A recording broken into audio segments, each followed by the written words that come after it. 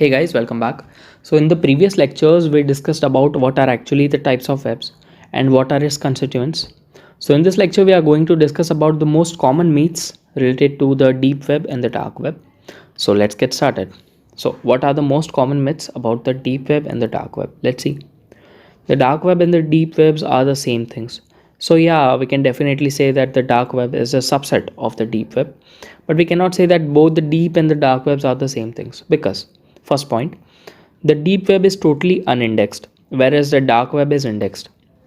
So the deep web requires some pay or credentials like an email and a password. For instance, password protected parts of the websites such as your email needs to be hidden so that nobody can google your email and have your inbox pop up, right?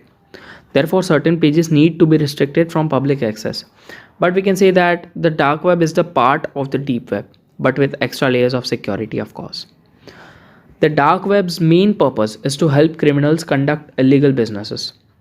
Due to the myths and misconceptions about the dark web, it is commonly categorized as the criminal part of the internet, where a huge group of criminals who conduct illegal businesses unchecked and without any fear. However, many people would be surprised to learn that the dark web has a larger and more important purpose. For those living under oppressive countries with restricted or controlled internet access, or for those who seek to be government whistleblowers, the dark web allows them to publish their thoughts and surf the internet freely. Since special browsers are used to access the dark web, such as Tor, hide the IP addresses of their users, journalists, whistleblowers, and the everyday person who simply wants to visit sites that are in their country may be blocked or prohibited can do so without any fear of punishment.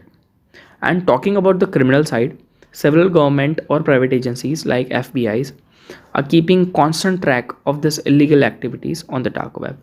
They're also monitoring certain suspicious websites and also have successfully banned many illegal services and websites. It's illegal to access the dark web. Yeah, if you were already on FBI watch list, then maybe you shouldn't go to the dark web. But for everyone else, it isn't at all illegal to go on the dark web if you keep in mind some few points.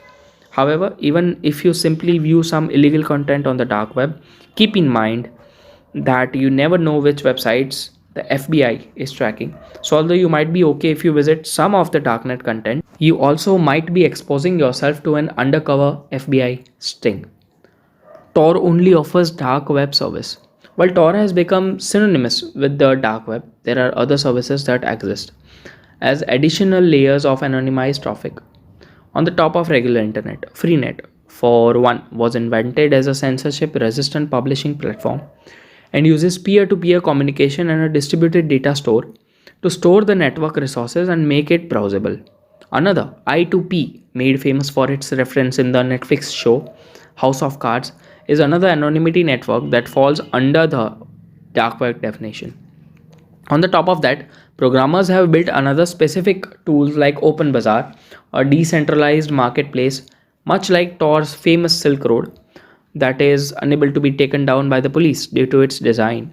What is Silk Road? Well, it was a very famous drug selling website, we can say, on the darknet, which was recently shut down by the FBI. Everything on the darknet is bad or illegal. According to how it is portrayed in the media, the dark web is not solely dedicated to criminal or illegal activities. Therefore, however, on the basis of truth, it can be said that around 50% of the website hosted on the dark web, that is .onion websites, that is Tor URL suffix that signifies a Tor hidden service, are in some way linked to illegal goods and services. An idea for a secret network inaccessible to the regular users was conceived in the 1990s to provide US operatives with a secure and untraceable channel of communication.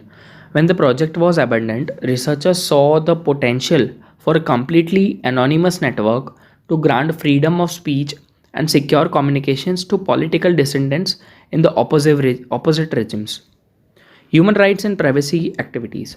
Notoriously, WikiLeaks hosted a Tor hidden service where whistleblowers can make anonymous submissions. Even the New York Times, Facebook, and the CIA have their own Tor hidden services. Recently, even the BBC has launched its dark web version, which makes the website available even in regions where They restrict censorship. Thank you guys. That's it for this lecture. In the next lecture, we are going to discuss about the Tor browser and how it works. See you there. Thank you very much.